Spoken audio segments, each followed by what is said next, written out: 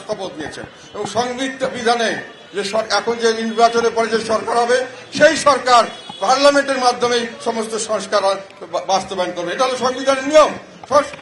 নির্বাচন হচ্ছে 20 দিন পরে, আপনি একটু বলে দেন। এইসব আমরা সবাই মিলে এক হয়েছি, আপনারা সবাই এক, আমরা তো ছিলাম না, 50-60 ছিল না, ঠিক আছে।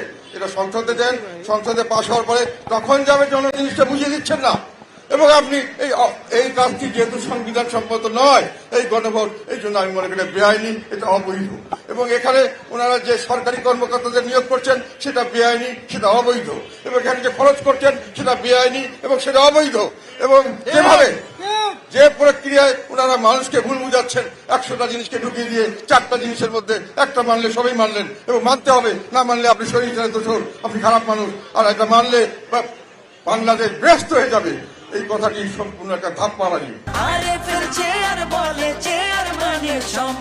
চেয়ার, ক্ষমতার নয়, সমতার চেয়ার। এবং আমি মনে করি এই ধাপ্পাবাজির কারণে এবং যে প্রক্রিয়া আমরা করছেন এই সব কারণে এই সংসদের এই যে গণভোট করা হচ্ছে, এটাকে আমরা না প্যারালাল গভর্নমেন্ট চালু করবেন।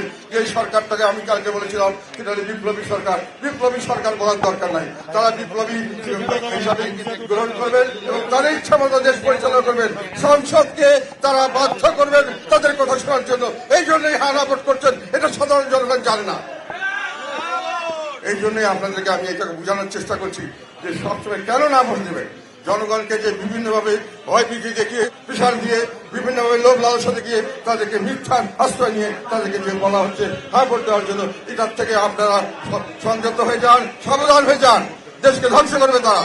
একসঙ্গে পার্লামেন্ট নির্বাচন, আবার একসঙ্গে একটা প্যারালাল গভর্নমেন্ট, সামনের দিকে দেশে একটা বড় অরাজকতা সৃষ্টি হওয়ার সম্ভাবনা আছে। এবং সেই